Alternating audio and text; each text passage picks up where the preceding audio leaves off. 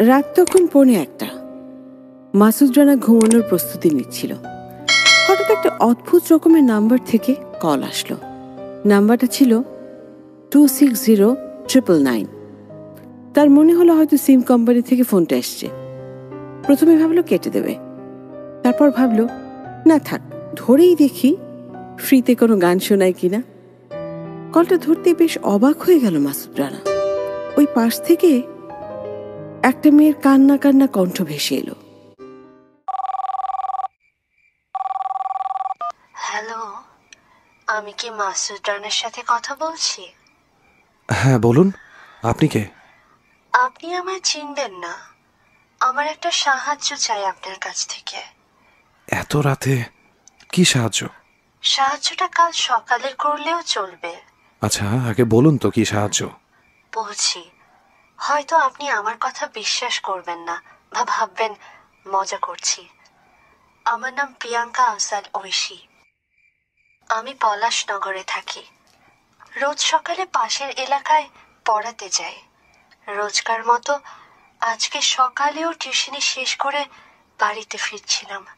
রাস্তাটা বেশ ফাঁকা ছিল। হঠাৎ কিছু অপরিচিত ছেলেদের দেখলাম রাস্তায় মাতলাম করছিল। আমি তাদের দেখে ভয় পেয়ে যাই। আমি ভয়ে ভয়ে রাস্তা দিয়ে হেঁটে যাচ্ছিলাম। হঠাৎ তাদের মধ্যে থেকে একটা ছেলে আমার সামনে এসে দাঁড়ায়।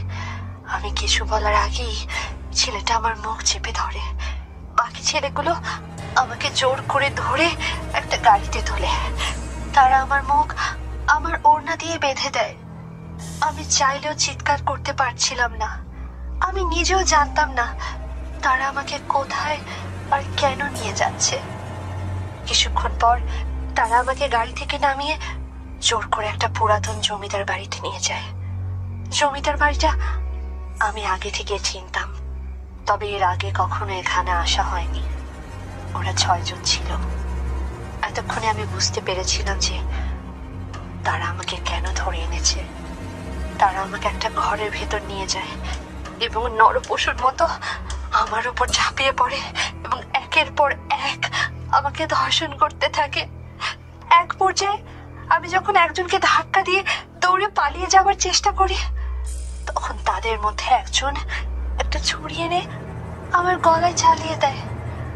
আমি সাথে সাথে মাটিতে লুটিয়ে পড়ে যাই এবং কিছুক্ষণ পর মারা যাই। এরপর তারা আমার লাশটাকে জমিদার বাড়ির পাশেই একটা ঝোপে ফেলে চলে যায়। কি বললেন? আপনি মারা গেছেন আর আপনার লাশ ঝোপে ফেলে গেছে তারা? এত রাত্রে আপনি কল দিয়ে আমার সাথে মজা করছেন? আপনি যদি মারা গিয়ে থাকেন তাহলে আমার সাথে কথা বলছেন কিভাবে? সেটা আমি আপনাকে পরে বলবো। প্লিজ আপনি আমাকে সাহায্য করুন। আমার লাশটা ঝোপে পড়ে রয়েছে। আমার অনেক কষ্ট হচ্ছে। আমার বাবা আমাকে অনেক খুঁজছে। সে থানায় জিডি করেছে। তারা পুরো এলাকা আমায় খুঁজে পাগল হয়ে যাচ্ছে। আপনি প্লিজ একবার আমার বাবার কাছে গিয়ে বলুন যে আমার লাশটা জমিদার বাড়ির ঝোপে পড়ে রয়েছে। তারা যাতে দ্রুত আমার লাশটাকে সেখান থেকে নিয়ে যায়। আমার খুব কষ্ট হচ্ছে। আপনি আপনি ইউ আর আ সাইকো। এত রাত্রে আমার সাথে মজা নিচ্ছেন না? রাখুন ফোন। কি হলো? কয়টা বাজে দেখছো? এই উঠো। উঠছি তো। কাল অনেক রাতে দেখলাম কার সাথে যেন কথা বলছো। কে? আরে রং নাম্বার। ও আচ্ছা, এই নাও চা। আজকে একটু বেরোবো বুঝলে। কোথায় যাবে? না এমনিতেই একটা রিইউনিয়ন আছে। এইসবই করো। আমার শ্বশুর মশাই তো দিয়ে গেছেন একটা বাড়ি, ভাড়া তুলছো আর দিব্যি বসে খাচ্ছ। উফ, আবার শুরু করলা। যাও তো এখন নাস্তা রেডি করো, যাও। যাচ্ছি। এছাড়া আর কি বা করার আছে? আরে মিমি শোনো। ধুর, কি সমস্যা আপনার? আজকে আবার কল দিয়েছেন কেন আপনি? আপনাকে না বললাম আমাকে একটু সাহায্য করতে? আপনি আজকে দিনে আমার বাবার কাছে কেন যাননি আর আমার কথা কেন বলেননি? জানেন আজ আমি মারা গেছি 2 দিন হয়ে গেল। 2 দিন ঝোপটাতে কত কষ্টে পড়ে আছি। আমার বাবা আমাকে খুঁজতে খুঁজতে অসুস্থ হয়ে পড়েছেন। প্লিজ একবার অন্তত আমার বাবার কাছে গিয়ে সব কথাটাকে খুলে বলুন। আপনি এত মানুষ থাকতে আমার সাথে কেন মজা নিচ্ছেন? Y me? প্লিজ এসব বন্ধ করুন। দেখুন, আমি মজা করছি না। আপনি অন্তত একবার আমার বাড়িতে গিয়ে দেখুন, সব বুঝতে পারবেন। আমার বাড়ি আপনার বাড়ি থেকে খুব একটা দূরে না। পলাশনগরের 123 নম্বর বাড়িটাই আমার। প্লিজ একটু সাহায্য করুন। মাসুদ কলটা কেটে দিল। মেয়েটার কথাগুলো বিশ্বাস করার মতো না, কিন্তু মেয়েটা এমনভাবে কথাগুলো বলছিল যেন মনে হলো মেয়েটা মিথ্যা কথা বলছে না। মাসুদ বুঝতে পারছিল না যে তার কি করা উচিত। অন্য কাউকে বললে তাকে পাগলও ভাবতে পারে, এ আশঙ্কায় মাসুদ কাউকে কিছু বললও না। সে সিদ্ধান্ত নিল কাল সে পলাশনগরের 123 নম্বর বাড়িটাতে উঠে যাবে, তারপরেই সবকিছু বুঝতে পারবে। পরের দিন সকালবেলায় ঘুম থেকে উঠেই পলাশনগরের উদ্দেশ্যে বেরিয়ে পড়ল মাসুদ। পলাশনগরে পৌঁছানোর পর সেখানকার মানুষদের কাছে ঠিকানা জেনে ঠিক 123 নম্বর বাড়িটার সামনে গেল। বাড়িতে পৌঁছেই দেখে বাড়িটাতে বেশ ভিড়। এরপর একজন লোকের কাছে ভিড়ের কারণ জানতে চায় পুরো অবাক হয়ে গেল মাসুদ। গত 2 দিন ধরে এই বাড়ির মেয়েটাকে খুঁজে পাওয়া যাচ্ছে না। মেয়েটার নাম প্রিয়াঙ্কা আফজাল ঐশী। মাসুদ যেন একটা ধাঁধার মধ্যে পড়ে গেল। সে কিছু না ভেবেই জমিদার বাড়ির উদ্দেশ্যে রওনা দিল। বেশ কিছুক্ষণ পর সে পুরনো জমিদার বাড়ির নির্জন একটা জায়গায় মেয়েটার কথা মতো বাড়িটার পাশে একটা ঝোপ দেখতে পেল। ঝোপটা দেখি ভয়ে ভয়ে ধীরে ধীরে ঝোপটার দিকে এগোতে লাগলো মাসুদ। এরপর ঝোপটার দিকে তাকিয়ে যা দেখলো তাতে মাসুদের সারা শরীর হিম হয়ে এলো। ঝোপে একটা মেয়ের অর্ধনগ্ন লাশ পড়ে আছে। লাশটা থেকে বেশ দুর্গন্ধ বের হচ্ছে। মাসুদ কিছু না ভেবে পুলিশকে খবর দিল। এরপর পুলিশ তাকে নানা রকম প্রশ্ন করতে লাগলো। এখানে লাশটা কি করে এলো, সে কিভাবে জানলো। সে বলল এদিক দিয়ে হাঁটতে হাঁটতে দুর্গন্ধ পেয়ে সে লাশটাকে আবিষ্কার করে। এরপর কোনো মতে সেখান থেকে চলে এলো মাসুদ। কি ব্যাপার, এতক্ষণে ফেরার কথা মনে পড়লো? এক গ্লাস পানি দাও তো। কি ব্যাপার, তোমাকে এমন দেখাচ্ছে কেন? না কিছু না, আমি একটু ঘুমাবো, আমার খুব ক্লান্ত লাগছে। এই নাও পানি। কি হয়েছে বলবে তো? এমন চুপচাপ বসে আছো, এক চুমুকে সব পানি খেয়ে ফেললে। কিছু হয়েছে? আরে বললাম তো কিছু হয়নি। শরীর খারাপ করেনি তো? আমি ঘুমাবো। আচ্ছা আচ্ছা ঠিক আছে, তুমি ঘুমাও, আমি লাইট নিভিয়ে দিচ্ছি। এ কি, আবার সেই নাম্বার? রাত বাজে 2টা। এই মেয়েটা কি চায় আমার কাছে? একটা মৃত মানুষ আমাকে কেন কল করবে? কি হচ্ছে আমার সাথে কিছুই বুঝতে পারছি না। না, আমি ফোনটা বন্ধই করে রাখি। হোয়াট? বন্ধ ফোনের রিং বাজছে। হ্যালো, আপনি যে সাহায্য চেয়েছিলেন সেটা আমি করেছি। তারা আপনার লাশটা পেয়েছে। আবার কেন কল দিয়েছেন আমাকে? হ্যাঁ, এর জন্য আপনাকে অনেক ধন্যবাদ, কিন্তু আপনার কাজ এখনো শেষ হয়নি। আমার আরেকটা সাহায্য চাই। দেখুন, দয়া করে আমাকে আর কিছু করতে বলবেন না। আমি নিজেই বুঝতে পারছি না যে আমার সাথে এসব কি হচ্ছে। আপনি আমাকে পাগল বানিয়ে ফেলছেন। আপনি আমাকে আর কল দেবেন না প্লিজ। আপনি ছাড়া আর কেউ আমাকে সাহায্য করতে পারবে না। প্লিজ না করবেন না। আচ্ছা, আপনি তো সরাসরি আপনার বাবার কাছে সাহায্য নিতে পারেন। আর সত্যি আমি আপনাকে চিনি না। আপনি আমাকে কি করে চেনেন? বিশ্বাস করুন, এর আগে আপনাকে আমি কখনোই দেখিনি। আপনি কেন শুধু আমাকেই কল দিচ্ছেন? এর উত্তর আপনাকে আমি পরে দেব। পরে দেবেন মানে? আর কত পরে? যেদিন আপনার সাথে আমি দেখা করব সেদিন আপনাকে সব বলবো। দেখা করব মানে কি? আপনি তো মৃত। তাহলে আমার সাথে দেখা করবেন কিভাবে? যেভাবে আমি মৃত্যুর পরেও আপনার সাথে কথা বলি সেভাবেই দেখা করব। আপনার সাথে দেখা করার কোনো ইচ্ছে আমার নেই। কিন্তু আপনি যদি আমাকে সাহায্য না করেন তাহলে তো আমাকে আপনার সামনে আসতেই হবে। আচ্ছা, শেষবারের মতন সাহায্য করছি। বলুন কিভাবে সাহায্য করতে পারি আপনাকে, কিন্তু এরপর আপনি আমাকে আর কল দেবেন না। শেষবার না, এরপরেও আপনি আমাকে সাহায্য করবেন। না হলে আমি আপনার সামনে আসতে বাধ্য হব, এবং আমি যদি আপনার সামনে আসি তাহলে আপনার এবং আপনার স্ত্রীর জন্য সেটা ভালো হবে না। দেখুন প্লিজ এইভাবে কথা বলবেন না। আচ্ছা আচ্ছা বলুন আমি আপনার জন্য কি করতে পারি। আপনি এখন পলাশনগরে আমার বাড়িতে যাবেন। সেখানে আমার বাবা একা রয়েছে। আমার লাশ পাওয়ার পর থেকে বাবা একটানা কান্না করছে, আর বাবা অনেকক্ষণ কান্না করার কারণে তার শ্বাসকষ্ট শুরু হয়ে গেছে। এখন দ্রুত তাকে হাসপাতালে না নিয়ে গেলে সে মারা যাবে। আপনি দ্রুত সেখানে যান এবং আমার বাবাকে হাসপাতালে ভর্তি করানোর ব্যবস্থা করুন। না না, কিন্তু এত রাতে আমি আপনার বাড়িতে যাব কিভাবে? প্লিজ এমন কাজ করতে বলবেন না প্লিজ। আমার বাবার কিছু হলে আপনার স্ত্রীকেও আমি শেষ করে দেব। আপনি যেভাবেই পারেন এখন পলাশনগরের 123 নম্বর বাড়িটাতে যান। এ কি মাসুদ, এত রাতে তুমি কোথায় যাচ্ছ? মানে একটু কাজ আছে আমার। মাসুদ, তোমার কি হয়েছে বলো তো? কই কিছু হয়নি তো। এত রাতে তুমি কোথায় যাচ্ছ মাসুদ? আমাকে বলে যেতে হবে। আমি চলে আসবো একটু পরেই। তুমি বলবে না কোথায় যাচ্ছ? হাসপাতালে যাচ্ছি। হাসপাতালে? হাসপাতালে কেন? কি হয়েছে? একজন অসুস্থ, আমাকে একটু যেতে হবে। কে অসুস্থ? কোথায় যাচ্ছ তুমি? কোন হাসপাতালে? আমি এসে সব বলবো। আরে মাসুদ, মাসুদ শোনো। আসসালামু আলাইকুম, আমার নাম মাসুদ। আমি ধন্যবাদ বাবা, তোমার জন্যই আজ আমি বেঁচে গেলাম। তুমি তো আমাকে হাসপাতালে আনার ব্যবস্থা করেছিলে।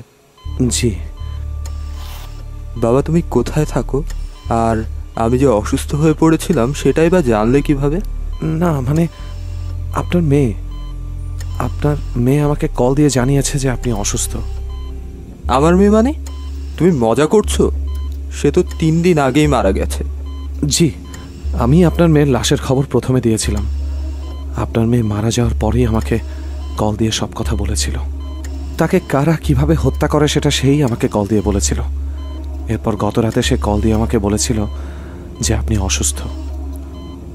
আমার মেয়ে মারা গেছে আর তুমি মজা করছো? আমার মেয়ে মারা যাওয়ার পরেও তোমার সাথে কথা বলেছে? বেরিয়ে যাও এখান থেকে।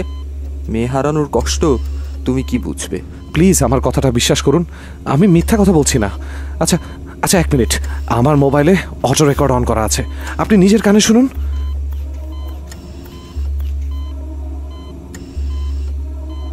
কি হলো? কোথায় তোমার রেকর্ডিং? দেখুন এই কয় মাসের সবগুলো রেকর্ডই আছে, শুধু ওই রেকর্ডগুলোই নেই। আর কল লিস্টে ওই নাম্বারটাও নেই। আমি কিছুই বুঝতে পারছি না। কিন্তু আমি সব বুঝতে পারছি। এসব রসিকতা করার জন্য আর কখনো আমার এখানে আসবে না, না হলে আমি পুলিশকে খবর দিতে বাধ্য হব।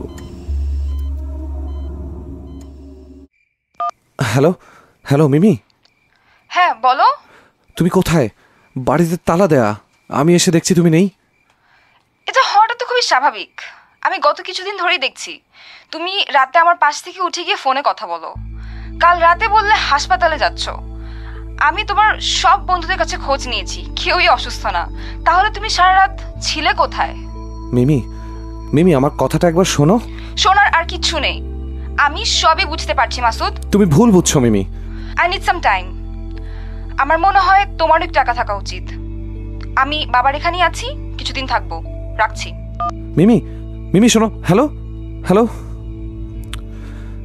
মিমি, এই মুহূর্তে তোমার এভাবে যাওয়া ঠিক হয়নি। হ্যালো, আপনি আবার ফোন করেছেন? কেন করেছেন? আমার বাবা মারা গেছে। আমি আপনার বাড়ির বাহিরে দাঁড়িয়ে আছি। আপনি দয়া করে একটু বাইরে আসুন। মানে কি? বাইরে আসবো কেন? হ্যালো হ্যালো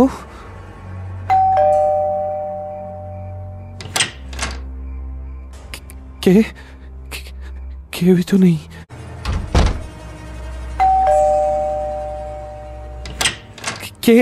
কে কলিং বেল বাজালো? প্রিয়াঙ্কা, আপনি কি এখানে আছেন? হ্যাঁ মাসুদ, আমি এখানেই আছি। তবে আমি মৃত আত্মা, তাই আপনি আমায় দেখতে পারবেন না। কিন্তু আপনি এত রাতে আমার বাড়িতে আসলেন কেন? ফোনেই তো কথা বলতে পারতেন। আর আপনার বাবা মারা গেল কিভাবে? আমার হঠাৎ মৃত্যু বাবা কিছুতেই সহ্য করতে পারেনি। আপনি তাকে হাসপাতালে দেখে আসার পরেই বাবা কিছুটা সুস্থতা বোধ করে এবং বাড়িতে চলে আসে। এরপরে তিনি আবার আমার কথা ভেবে কাঁদতে থাকে এবং এক পর্যায়ে হার্ট অ্যাটাক করে মারা যায়। কি বলছেন? এর জন্য আপনি এখানে এসেছেন? আমাকে কি আপনার বাবার দাফনে সাহায্য করতে হবে? মানে প্রতিবেশীদের এই কথাটা জানাতে হবে যে আপনার বাবা মারা গেছেন? না, আমার আত্মীয় স্বজনরা এর মধ্যেই চলে এসেছে। আমার অন্য আরেকটা সাহায্য চাই। অন্য সাহায্য? আচ্ছা, এর আগে আপনি আমার ঘরে আসুন। এখন তো প্রায় রাত 2টা বাজে। কেউ যদি দেখে এত রাতে আমি বাইরে দাঁড়িয়ে একা একা কথা বলছি, তাহলে সবাই আমাকে পাগল ভাববে। আপনার ঘরে আমি যেতে পারবো না। আপনার ঘরে পবিত্র গ্রন্থ রয়েছে, আর আমি এক অভিশপ্ত আত্মা। তাই চাইলেও আমি আপনার ঘরে প্রবেশ করতে পারবো না। আপনাকে আগে সেটা সরাতে হবে। এটা আমি কিছুতেই সরাতে পারবো না। ঠিক আছে, তাহলে ছাদে আসুন। এত রাতে ছাদে? ভয়ের কোনো কারণ নেই। আমি আপনার কোনো ক্ষতি করব না। আচ্ছা ঠিক আছে, চলুন। প্রিয়াঙ্কা, আপনি এসেছেন? হ্যাঁ, আমি এখানেই আছি। কি যেন সাহায্যের কথা বলেছিলেন? হ্যাঁ, একমাত্র আপনি আমায় সাহায্য করতে পারেন। আমাকে এই সব কিছুর প্রতিশোধ নিতে হবে। আপনি আমায় সাহায্য করবেন? প্রতিশোধ? কিসের প্রতিশোধ? যারা আমাকে হত্যা করেছে, আমি তাদের খুঁজে বের করে তাদের রক্তে স্নান করতে চাই। তাদের শাস্তি একদিন ঠিকই হবে। আপনি মৃত। এখন আপনার এপার দুনিয়ার মায়া কাটিয়ে ওপার দুনিয়ায় চলে যাওয়া উচিত। হ্যাঁ, আমি অবশ্যই যাব। তবে এর আগে ওই নরপশুদের হত্যা করে যাব। আপনি বলুন, আমার কি অপরাধ ছিল? তারা আমাকে কেন হত্যা করেছে? শুধু লালসার জন্য? আমার জন্মের পরই আমার মা মারা যায়, তাই সবাই আমাকে অপয়া বলতো। কিন্তু আমার বাবা নিজের থেকে আমাকে বেশি ভালোবাসতো। তার স্বপ্ন ছিল আমাকে ডাক্তার বানাবে। তাই শত অভাবের মাঝেও বাবা আমার লেখাপড়া কখনো বন্ধ হতে দেয়নি। আমি এবার এইচএসসি পরীক্ষা দিতাম, একটা সরকারি মেডিকেলে ভর্তি হওয়ার প্রস্তুতি নিচ্ছিলাম। কিন্তু হঠাৎ আমার জীবনটা পুরো বদলে দিল এই নরপশুগুলো। কি দোষ ছিল আমার? কি দোষ ছিল আমার বাবার? আমরা তো সুখেই ছিলাম, কিন্তু কেন আমার সাথে তারা এমন করলো? আমাকে তাদের খুন করে প্রতিশোধ তো নিতেই হবে। দেখুন, আপনি যা খুশি তাই করুন, কিন্তু আমাকে এর মধ্যে টানছেন কেন? আর আপনি আমাকে কি করে চেনেন সেটা তো আগে বলবেন। সেটা বলার সময় এখনো হয়নি। আপাতত আপনি আমাকে সাহায্য করুন। আমি আপনাকে আর কোনো সাহায্য করতে পারবো না। আপনি চলে যান। আমি যদি এখান থেকে চলে যাই, তাহলে বুঝে নিন আপনার স্ত্রীর সাথে এমন কিছু খারাপ ঘটবে যেটা আপনি কল্পনাও করতে পারবেন না। আপনি সব কিছুর মাঝে কেন শুধু আমার স্ত্রীকে টেনে আনেন? আপনার জন্য অলরেডি আমার ওর সাথে নানান ধরনের সমস্যা হচ্ছে। আপনাকে তো বললাম যে শেষবারের মতো আর একবার আমাকে সাহায্য করুন। কথা দিচ্ছি, এরপরে কখনো আপনাকে আর বিরক্ত করব না। মুক্ত করে দেব আপনাকে। আচ্ছা বলুন, আপনার কি সাহায্য চাই? আমার একটা শরীর চাই, যে শরীরে আমি আমার আত্মাকে প্রবেশ করাতে পারবো। আমি সেই শরীরকে নিজের আয়ত্তে আনবো। তখন আর আমার অন্য কারো সাহায্যের প্রয়োজন হবে না। নিজেই নিজের প্রতিশোধ নিতে পারবো। কথা দিচ্ছি, সেই শরীরটা পেলেই আমি আপনাকে মুক্ত করে দেব। আপনি কি পাগল হয়ে গেছেন? আপনাকে আমি শরীর দেব কোথা থেকে? আপনি কি কোনোভাবে আমার শরীরে আপনার আত্মা প্রবেশ করাতে চাইছেন? সেটা পারলে কি আর এতক্ষণ আপনার সাথে দাঁড়িয়ে কথা বলতাম? কখন আপনার শরীরের ভেতরে ঢুকে যেতাম? আমি কোনো জীবিত শরীরে ঢুকতে পারবো না। আমার একটা মৃত লাশ লাগবে। লাশ? আমি এখন আপনার জন্য লাশ কোথা থেকে পাবো? আর আমি লাশই বা আনবো কিভাবে? সেটা আপনি জানেন, কিন্তু কাল অমাবস্যার রাত। কালকের মধ্যেই আমার একটা মেয়ের লাশ চাই, না হলে কিন্তু আমি আপনার বাঁচা মুশকিল করে দেব। বিশ্বাস করুন, আমার পরিচিত কোনো হাসপাতাল নেই। যেখান থেকে আপনাকে একটা লাশ জোগাড় করে দেব। আমি এমন কাজ করতে পারবো না। হাসপাতালের কি দরকার মাসুদ? আপনার বাড়ি থেকে কিছুটা দূরেই তো একটা কবরস্থান রয়েছে। সেখানে শুনেছি রোজ 2-3টা লাশ দাফন করা হয়। হ্যাঁ হয় তো। কবরস্থানে চলে যান আপনি। সেখান থেকে নতুন কবর খুঁড়ে একটা মেয়ের লাশ নিয়ে আসবেন আমার জন্য। পারবেন না? আমি এত জঘন্য কাজ কিছুতেই করতে পারবো না। আপনি চলে যান এখান থেকে। না, আপনাকে এই কাজটা করতেই হবে। আমার কালকের মধ্যেই একটা মেয়ের তাজা লাশ চাই, আর না হলে। প্রিয়াঙ্কা কি বিপদে পড়লাম আমি। এখন আমি কি করব? মাসুদ কিছুই বুঝে উঠতে পারছিল না যে সে কি করবে। পুরো বাড়িতে সে একা। বিছানায় শুয়ে শুয়ে সে অনুভব করতে পারছিল কেউ একজন তার আশেপাশে হাঁটাহাঁটি করছে। গত কিছুদিন ধরে তার সাথে কেন এসব হচ্ছে তা যেন কিছুতে বুঝতে পারছে না সে। আর এসব ভাবতে ভাবতেই একসময় ঘুমিয়ে পড়ল সে। এরপর স্বপ্নে দেখল একটা কোদাল হাতে নিয়ে সে বাড়ির পাশে সে কবরস্থানের দিকে হেঁটে যাচ্ছিল। এরপর হঠাৎ একটা নতুন কবরের সামনে এসে দাঁড়ালো। কবরটা কোদাল দিয়ে খুঁড়তে লাগলো। কবরটা খোঁড়ার পর একটা কাফনে মোড়া লাশ দেখতে পেল। আর লাশের মুখটা থেকে কাফনের কাপড়টা সরালো লাশের মুখটা দেখার জন্য। আর ঠিক তখনই দেখলো একটা অচেনা মেয়ের লাশ। এটা মেয়েটা বড় বড় চোখ করে তার দিকে তাকিয়ে আছে আর ভয়ঙ্কর ভাবে হেসে চলেছে। সে অনেক ভয় পেয়ে যায়। তারপর হঠাৎ কবরের উপর থেকে কতগুলো টুপি পরা লোক কবরের ভেতরে তার উপরে মাটি ফেলছিল। এরপর সে কবর থেকে উঠে আসার চেষ্টা করে, কিন্তু মেয়েটার লাশ শক্ত করে তাকে জড়িয়ে ধরে রাখে। এরপরে সে চিৎকার করতে থাকে, কেউ আমাকে বাঁচাও, কেউ আছো। এরপরেই তার ঘুমটা ভেঙে যায়। মাঝরাতে বাড়িতে একা ছিল। একে বিদ্যুৎ ছিল না, আর তার উপর আবার বাইরে টানা বৃষ্টি আর বজ্রপাত হচ্ছিল। ভয়ে মাসুদের হাত পা ঠান্ডা হয়ে গিয়েছিল। সে কাঁথার ভেতর মাথা ঢুকিয়ে তার যত দোয়া দরুদ জানা ছিল সব এক এক করে পড়তে থাকলো। নিজের অজান্তেই কখন যেন ঘুমিয়ে পড়েছিল সে। ঘুম ভাঙল মিমির ডাকে। মিমির ডাক শুনে একটু স্বস্তি অনুভব করল। এরপর, তোমার এটা করা উচিত হয়নি। মেয়েটা বিপদে পড়ে তোমার কাছে সাহায্য চাইতে এসেছিল। তোমার ওকে সাহায্য করা উচিত ছিল। মিমি, কিন্তু এসব তুমি জানলে কি করে? জানবো? কি আবার জানবো? বলেছি ফ্রেশ হয়ে খেতে এসো। ঘরটার যা অবস্থা করে রেখেছো। তুমি আমাকে খেতে যাওয়ার কথাই বলছিলে? হ্যাঁ। তাহলে ওই যে সাহায্যের কথা? সাহায্য? কিসের সাহায্য? মাথা খারাপ হয়ে গেল নাকি তোমার? নাকি কোনো স্বপ্ন টপ্ন দেখছো? কি হলো? কথা বলছো না কেন? হ্যাঁ, না না না না, কিছু না। খাবার দাও, আমি আসছি।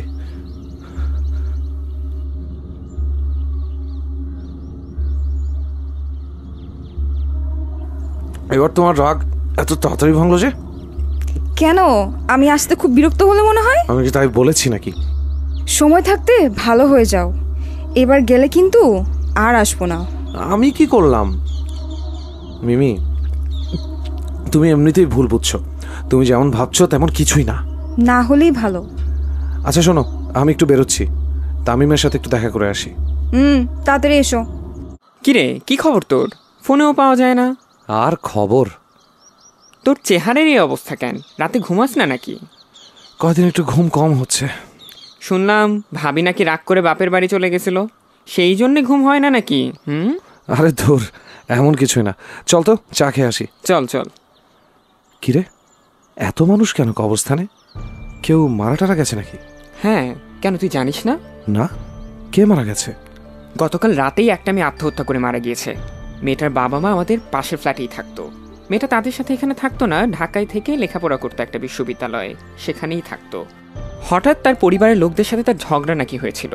এরপর সে ঢাকাতেই তার রুমে গলায় দড়ি দিয়ে আত্মহত্যা করে। আজ সকালে লাশটা এখানে আনা হয়েছে, আর এখন দাফন দেওয়া হচ্ছে। ও আচ্ছা আচ্ছা, আমি কি মেয়েটাকে চিনতাম? মনে হয় না, কারণ মেয়েটা খুব একটা এখানে থাকতো না। কয়েক মাস পরে পরে একদিন আসতো আর সেই দিনই চলে যেত।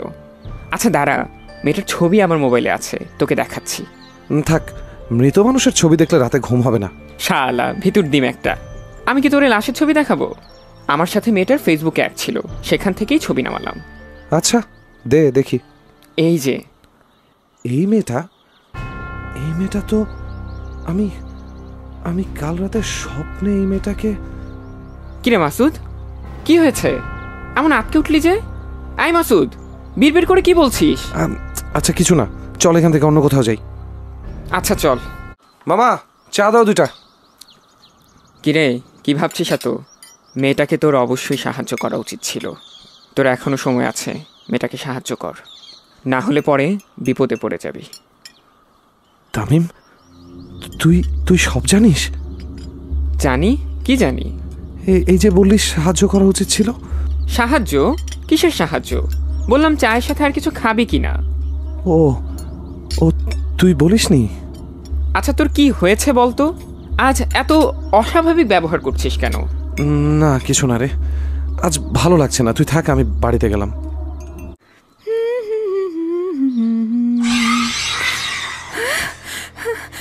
কিসের আওয়াজ এলো? এ কি, টিভি একাই কেন অন অফ হচ্ছে?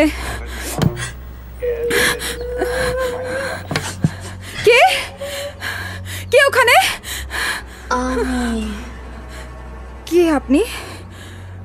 বাড়ির ভেতরে ঢুকলেন কি করে? তোর স্বামীকে বলেছিলাম সাহায্য করতে, করলো না। সাহায্য? কিসের সাহায্য? কি বলছেন আপনি? বলেছিলাম আমাকে সাহায্য না করলে তার ফল তোকে ভোগ করতে হবে। না, আমার কাছে আসবে না, না, খবরদার।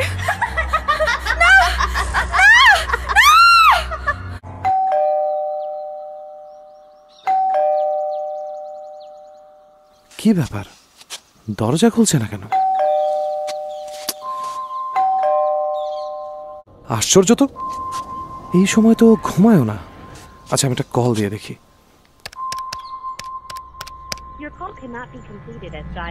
কি আশ্চর্য ব্যাপার, ফোন কেন বন্ধ করে রেখেছে?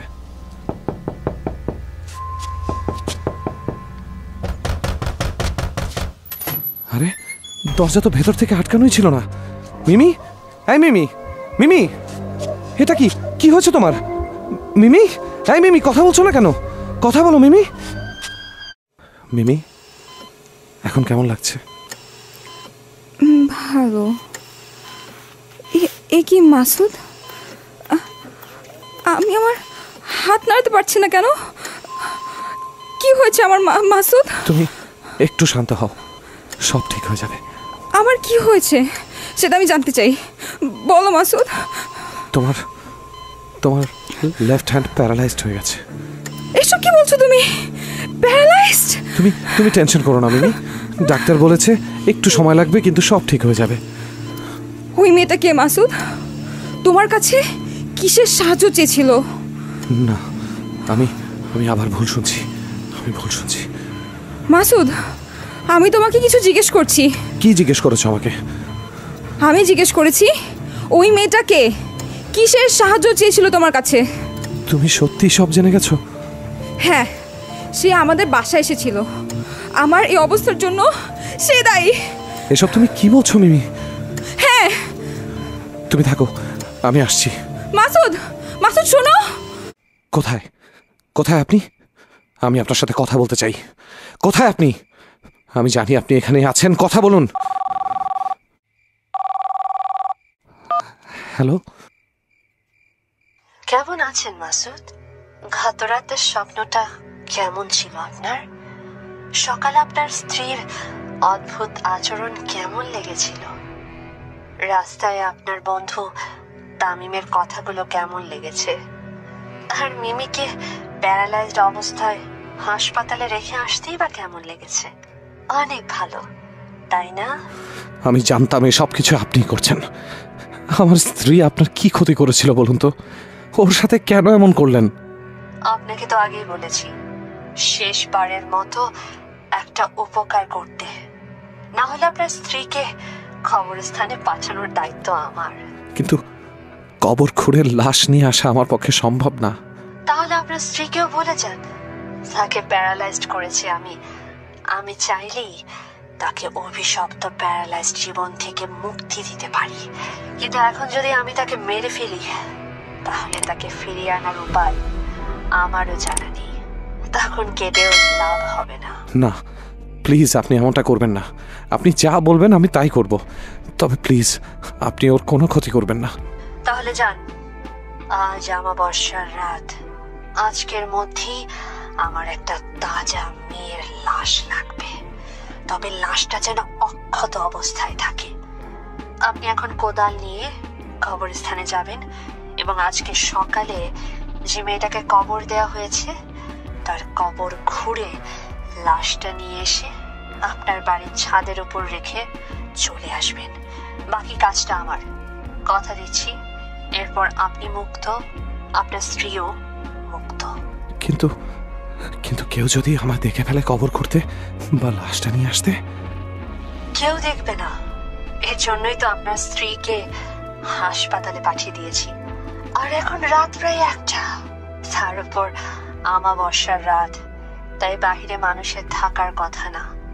আপনি দ্রুত বেরিয়ে পড়ুন, আমি আপনার বাড়ির ছাদে অপেক্ষা করছি। অমাবস্যার রাত, তাই চারদিকে অন্ধকার, আর কোথাও কোনো মানুষও দেখা যাচ্ছে না। মাসুদ সাহস করে এক নতুন কবরটার কাছে গেল। এরপর কবরটা খুঁড়তে লাগলো। তবে মনে যে কতটা ভয় কাজ করছিল তা শুধু মাসুদই জানে। কবর খোঁড়ার পর মাসুদ লাশের উপরে বাঁশ আর মাটি সরালো। পাটি তুলতেই কাফন পরা লাশটা দেখা গেল। অনেক ভয়ে ভয়ে লাশটার চেহারা দেখার জন্য লাশের মুখের কাপড়টা সরাচ্ছিল মাসুদ, আর মনে করছিল গত রাতের স্বপ্নের কথা। যদি সেরকম ভয়ঙ্কর কিছু ঘটে, লাশটার মুখের কাপড়টা সরাতেই দেখা গেল ঠিক সেই রকম লাশটাই যেটা মাসুদ গতকাল রাত্রে স্বপ্নে দেখেছিল। তবে বাস্তবে মেয়েটার লাশ মাসুদের দিকে তাকিয়ে হাসছিল না, মৃত লাশের মতোই পড়েছিল। তাই ভয়ের মাঝেও কিছুটা স্বস্তি পেল মাসুদ। কিন্তু মধ্যরাতে এক একটা লাশের সাথে কবরের ভেতর দাঁড়িয়ে আছে ভাবতেই গাটা শিউরে উঠল। আমাকে দ্রুত বাড়িতে ফিরতে হবে বলে মাসুদ কিছুটা সাহস নিয়ে কাফনের কাপড় সহ লাশটাকে কাঁধে তুলল বাড়িতে নিয়ে যাওয়ার জন্য। ঠিক হঠাৎ তখনই একটা লাইটের আলো এসে মাসুদের মুখের উপর পড়ল এবং ভেসে আসলো দূর থেকে একটা লোকের আওয়াজ। লোকটার কথা শুনে মাসুদ কবরের ভেতর থেকেই ভয় আঁতকে উঠল। এত রাতে তো কারো এখানে আসবার কথা নয়, তাহলে কি কেউ মাসুদকে কবর খুঁড়তে দেখে ফেলেছে? ভয়ে মাসুদ লাশটা কবরে রেখেই কবরের উপরে চলে আসে। কে কে এখানে? কে আপনি? এত রাতে কি করছেন কবরস্থানে? আপনি কবরের ভেতরে কেন? এত রাত্রে আপনি কবরে কি করছেন? আর এই কবরটা তো আজকে সকালেই দেওয়া।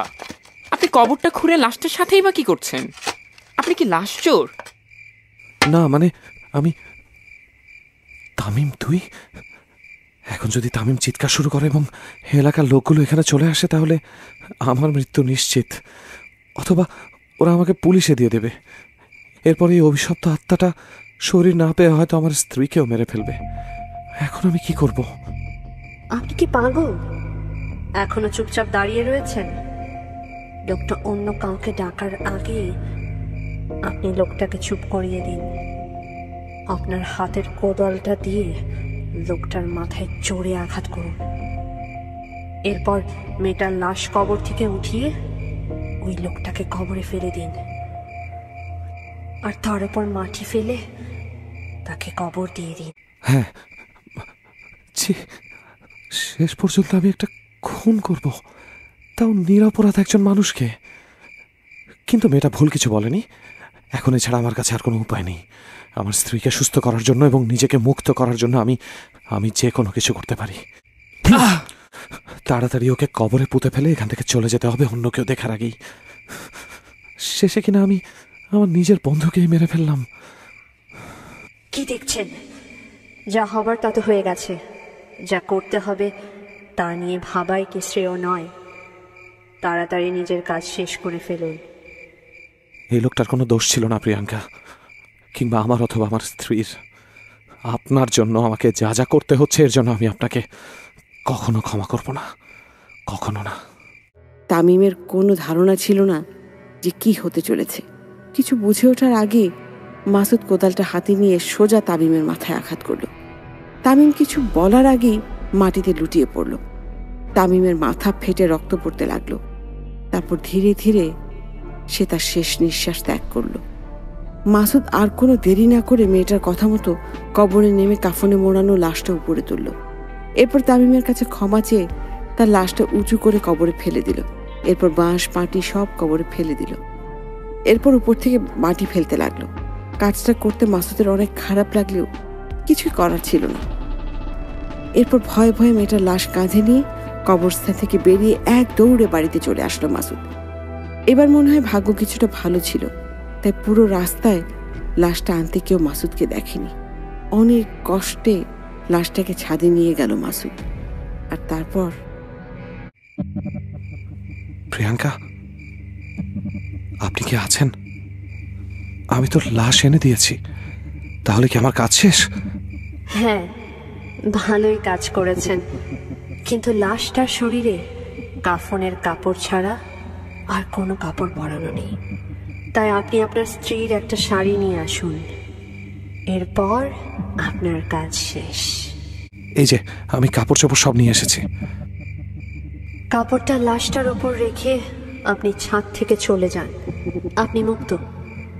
এবার আমি মেয়েটার লাশের ভেতর প্রবেশ করব, এরপর আমি আমার নিজের কাজ নিজেই করতে পারবো। ঠিক আছে, আমি চলে যাচ্ছি। আমার ঘরের ছাদে অশান্ত একটা আত্মা আর একটা মৃত মেয়ের লাশ, পুরো বাড়ি জুড়ে আর কেউ নেই আমি ছাড়া। তারা চাইলেই এই মুহূর্তে আমাকে যে কোনো কিছু করতে পারে। আমার আসলে দেখা উচিত কি হচ্ছে ছাদে। আরে, কাপড়ের নিচে লাশটা ধীরে ধীরে নাড়াচাড়া করছে কিভাবে? আমার আনা কাপড় চোপড়ি বা গেল কোথায়?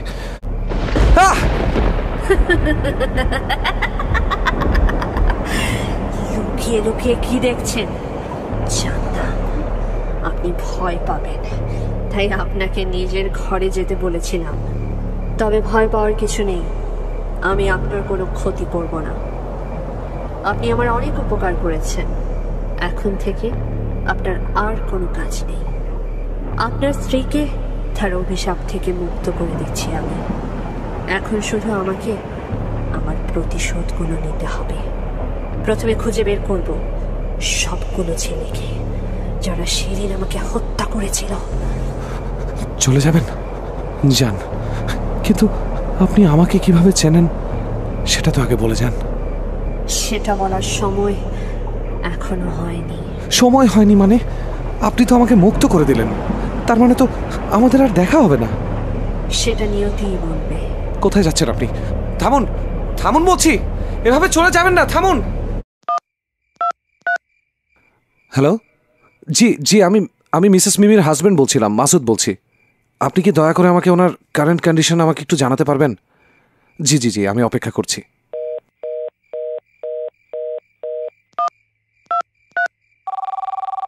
জি হ্যাঁ, বলুন। আচ্ছা আচ্ছা, অনেক ধন্যবাদ আপনাকে। আমি কি তাহলে সকালবেলায় ওকে ডিসচার্জ করে আনতে পারবো? আচ্ছা ঠিক আছে, ঠিক আছে, ধন্যবাদ। আমি সকাল হলেই যাচ্ছি। এরপর 1 মাস কেটে গেল। মাসুদের জীবনটা আবার আগের মতো স্বাভাবিক হয়ে গেল। মাঝরাতে বা যে কোনো সময়ে সে মেয়েটার নাম্বার 260999 থেকে কল আসা বন্ধ হয়ে গেল। স্বাভাবিক জীবনে ফিরে এসেছিল ঠিকই, তবে ভয়ঙ্কর অতীতকে কিছুতেই ভুলতে পারছিল না সে। এরপরে গ্রামে তামিমের খোঁজার খবর গ্রাম শুদ্ধ মানুষের মুখে মুখে চলতে থাকে। শুধু মাসুদই জানে তামিমকে কখনো খুঁজে পাওয়া যাবে না, কারণ কেউ তো আর কবর খুঁড়ে লাশটা চেক করতে যাবে না। কিন্তু বনের বাঘে না খেলেও মনের বাঘে খায়, তাই মাসুদের মন থেকে কিছুতেই ভয়টা যাচ্ছিল না। তারপর একদিন হঠাৎই অতীত সামনে চলে আসে। এই যে শুনছো, তোমার কল এসেছে। কে কে কল দিল? জানি না, unknown number 260999। 260999? Hello hello Masud, কেমন আছেন? এতদিন ভালোই ছিলাম, কিন্তু আপনার কল দেখে মনে হচ্ছে আর ভালো থাকা হবে না। ভয় পাবেন না, আমি আপনাকে আর কিছু করতে বলবো না। তাহলে কেন কল দিয়েছেন? আমাকে যে 6 জন মিলে হত্যা করেছিল তাদের সবাইকে আমি খুঁজে পেয়েছি। এরা শহরের একটা প্রাইভেট বিশ্ববিদ্যালয়ের ছাত্র। এরা সেদিন একটা পার্টি শেষ করে ফিরছিল। সবাই মাতাল ছিল। এরপরেই তারা আমাকে ধরে নিয়ে সেই জমিদার বাড়িতে যায় এবং আমাকে ধর্ষণ করে হত্যা করে। এদের মধ্যে 3 জনের পরিচয় আমি পেয়ে গেছি। একজনের নাম রনি, সে ব্যবসায়ী আলী আমজাদ খানের ছেলে। আর একজনের নাম আবির, সে ডাক্তার লিটন মাহমুদের ছেলে। আর আরেকজনের নাম ফাহিম, সে একজন প্রভাষকের ছেলে। অনেক কষ্টে আমি তাদেরকে খুঁজে পেয়েছি। এখন প্রতিশোধ নেওয়ার পালা। একের পর এক এই ছেলেগুলোকে খুন করেই তৃপ্তি পাবো আমি। কিন্তু এসব কথা আপনি আমাকে কেন বলছেন? আপনি তো বলেছিলেন যে আমায় মুক্তি দিয়ে দিয়েছেন, তাহলে আবার কেন কল করেছেন আমাকে? আর বিরক্ত করবেন না প্লিজ। কি করবো বলুন, কথা যে রাখতে পারলাম না। এই পৃথিবীতে একমাত্র আপনার সাথেই তো আমি মন খুলে কথা বলতে পারি। আর কারো সাথে তো আমি যোগাযোগ করতে পারিনি। কিন্তু আপনার সাথে কথা বলতে আমার অনেক ভয় করে, কারণ আপনি তো অনেকদিন আগেই মারা গিয়েছেন। তাই? কিন্তু আমার আত্মার তো এখনো মৃত্যু হয়নি। আপনি জানেন এই নতুন শরীর পাওয়ার পর থেকে কত কষ্টের সম্মুখীন হতে হয়েছে আমাকে। কত কষ্টে লুকিয়ে লুকিয়ে তাদের ঠিকানা বের করেছি।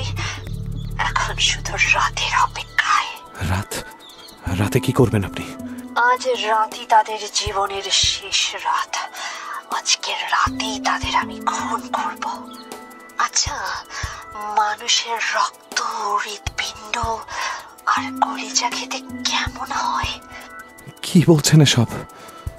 ভাবছি ছেলেগুলোকে খুন করার পর তাদের শরীরের এই অংশগুলো খেয়ে দেখব যে স্বাদ কেমন। দেখুন, আপনার এসব পৈশাচিক কথা শোনার মতন ক্ষমতা আমার নেই। আপনার যা ইচ্ছা আপনি করুন। আবার কল এসেছে। কি হয়েছে? এত রাতে আবার কল দিয়েছেন কেন আপনি? তুমি জানো এখন আমি কোথায় আছি? আমি এখন 3টা তাজা লাশের উপর বসে আছি। হোয়াট? তোমাকে আজ দুপুরে যে 3টা ছেলের নাম বলেছিলাম, আজ তাদের একসাথে কিছুক্ষণ আগে রাস্তায় হাঁটতে দেখেছিলাম। আজও তারা নেশাগ্রস্ত অবস্থায় ছিল, তাই তাদের খুন করার পুরো নকশা করে ফেলি। এরপর আমি তাদের সামনে গিয়ে দাঁড়াই। এরপর কামুক দৃষ্টিতে তাদের দিকে তাকাই এবং পরে আবার রাস্তা দিয়ে হাঁটতে শুরু করি। ওরা বোকার মতো আমার পিছু পিছু আসছিল। আমি তো এটাই চেয়েছিলাম। এরপর আমি একটা ঝোপের ভেতরে ঢুকে লুকিয়ে পড়ি। ওরা আমাকে পাগলের মতো খুঁজতে থাকে চারিদিকে। এরপর আগে থেকে আনা ছুরিটা ঝোপ থেকে বের করলাম আমি, আর ছুরিটা হাতের পেছনে নিয়ে তাদের সামনে গিয়ে দাঁড়ালাম। ওরা মাতাল ছিল, তাই কিছু বুঝতে পারল না। তারা অবাক লোলুপ দৃষ্টিতে আমার দিকে তাকিয়েছিল। এরপর তারা কিছু বুঝে ওঠার আগেই ছুরিটা বের করে এক এক করে 3 জনের গলাতে চালিয়ে দিলাম এবং তারা মাটিতে লুকিয়ে পড়ল। তারপর এখন তাদের লাশ টেনে ঝোপের ভেতরে নিয়ে এসেছি, আর তাদের লাশের উপর বসে আছি। এত রাতে কি বলছো এসব? পাগল হলে নাকি? আমার আজ কেমন যেন একটা অন্যরকম তৃষ্ণা পাচ্ছে মাসুদ। আমার মনে হচ্ছে এই তৃষ্ণা একমাত্র মানুষের তাজা রক্তই মেটাতে পারবে। তাই আমি এখন তাদের লাশগুলো থেকে রক্ত খাচ্ছি, চুষে চুষে। রক্তের স্বাদ যেন অমৃত। মানুষের রক্তের স্বাদ যে এতটা ভালো হতে পারে আগে জানা ছিল না। এখন আমি ছুরি দিয়ে ওদের বুক চিরে ওদের কলিজা হৃৎপিণ্ড খাবো। তাজা মাংসের স্বাদই অন্যরকম হবে। এরপর ভয় ঘৃণায় কলটা কেটে দিতে চাইল মাসুদ, কিন্তু কলটা কিছুতেই কাটছিল না। ওই পাশ থেকে কিছু ভয়ঙ্কর শব্দ কানে আসছিল, যেন কেউ কোনো কিছুর হাড়গোড় কামড়ে খাচ্ছে। এরপর প্রচন্ড ভয়ে মাসুদ মোবাইলটা ছুঁড়ে মারে ঘরের দেয়ালে। তারপর কাঁথার নিচে মাথা ঢুকিয়ে ভয়ে শুয়ে পড়ে মাসুদ। এতটা ভয়ঙ্কর আর বর্বর কেউ কি করে হতে পারে তা মাসুদের জানা নেই।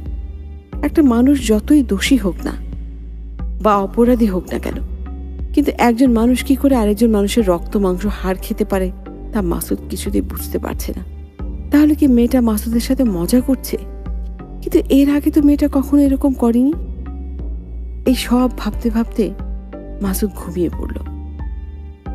ঘুম থেকে উঠে মাসুদ ঘরের মেঝেতে মোবাইলটা খুঁজতে লাগলো, কিন্তু মোবাইলটা তার বিছানাতেই পড়ে রয়েছে। গতকাল রাতে তো মোবাইলটা দেয়ালে ছুঁড়ে মেরেছিল, কিন্তু মোবাইলের কিচ্ছু হয়নি।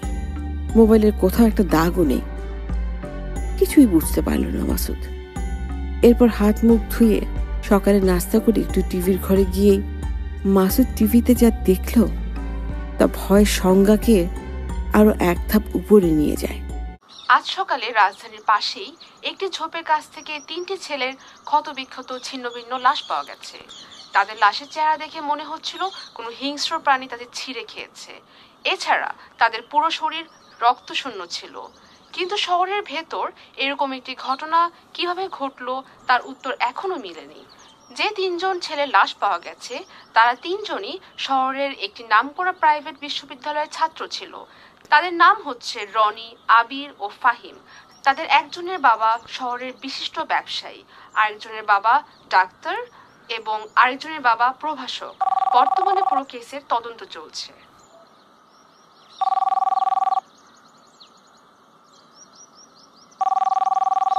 কি ব্যাপার? এসব আবার কি শুরু করেছো তুমি? তুমি তো পশুর চেয়ে অধম। সবে তো 3জনকে মারলাম, আরো 3জন তো বাকি রয়ে গেল। আবার আর কাকে খুন করবে তুমি? বাকি 2জনের ঠিকানাও পেয়ে গেছি আমি। এখন শুধু রাতের অপেক্ষা। তাদের মধ্যে একজন ব্যারিস্টার মাহমুদুলের ছেলে অয়ন, আরেকজন পুলিশ অফিসার রাজীব রায়ের ছেলে অনিকেত রায়, আর অপর একজন যে তাকে তুমি খুব ভালো করেই চেনো। সে তোমার অনেক পরিচিত একজন মানুষ। মানে কি? আমার পরিচিত মানে? আমার পরিচিত কে? নাম কি তার? আমার পরিচিত কোনো মানুষ তো এই রকমের কাজ করতে পারে না। আর তুমি তাকে মারতেও পারো না? হ্যাঁ, হয়তো তাকে আমি মারতে পারি না, পারলে ভালো হতো। আমার শাস্তি থেকে সে বেঁচে গেছে। কিন্তু কে সে? তামিম। এমন হতেই পারে না। সে তো কখনো নেশাও করে না। আমি ওকে ছোটবেলা থেকে চিনি। ভুল চেনো তুমি। 260999। হ্যালো, আবার কি চাই আপনার? কিছুই চাই না। একবার ছাদে আসবেন, আমি আপনার ছাদে। আবার কেন এসেছো এখানে? তোমার সাথে শেষবারের মতো দেখা করতে। আর কতবার আমাদের শেষ দেখা হবে প্রিয়াঙ্কা? দেখা হয়তো এবারই শেষ। কথা হলেও হতে পারে একবার। বাহ, এখনো কাপড় পাল্টাওনি দেখছি। না, এটা আমি আমার কাছে রেখে দেব। ভালো। তা কি বলতে ডেকেছো বলো? তোমার প্রশ্নের উত্তর দিতে। কোন প্রশ্ন?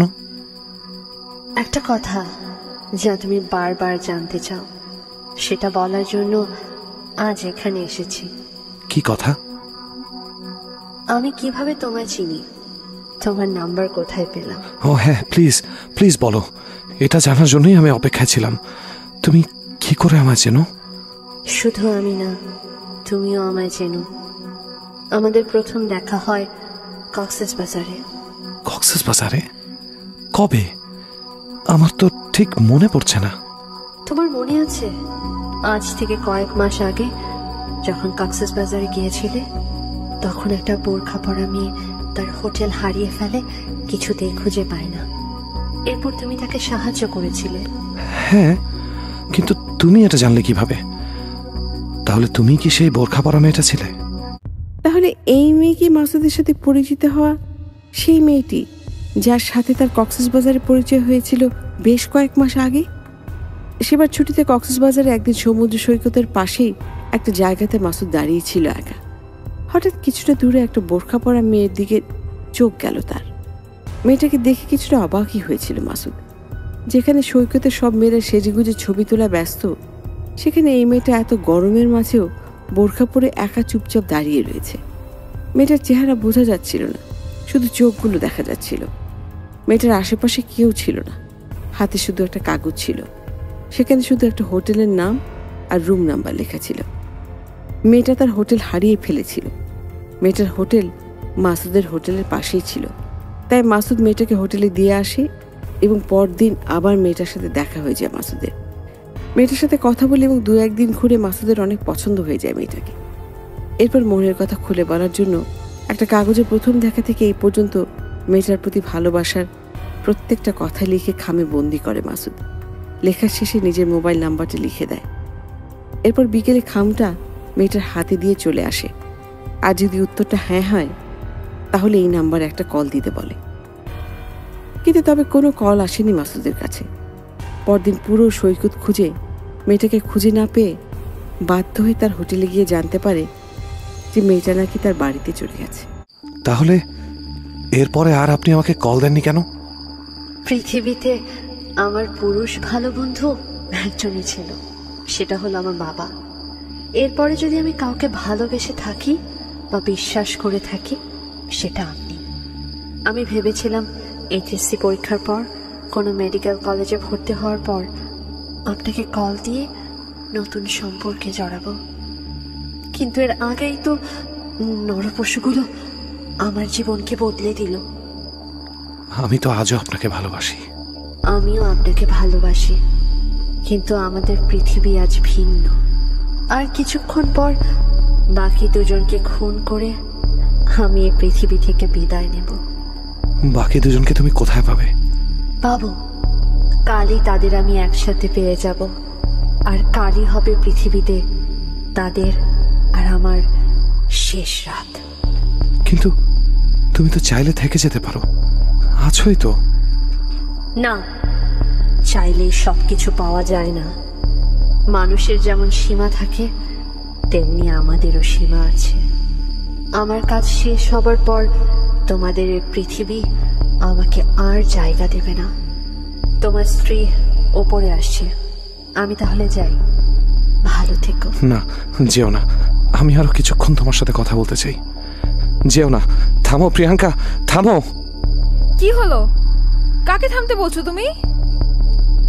কেউ একজন, তুমি চিনবে না। চিনবো না মানে কি? আর এই এত রাতে ছাদে তুমি কাকে থাকার কথা বলছো?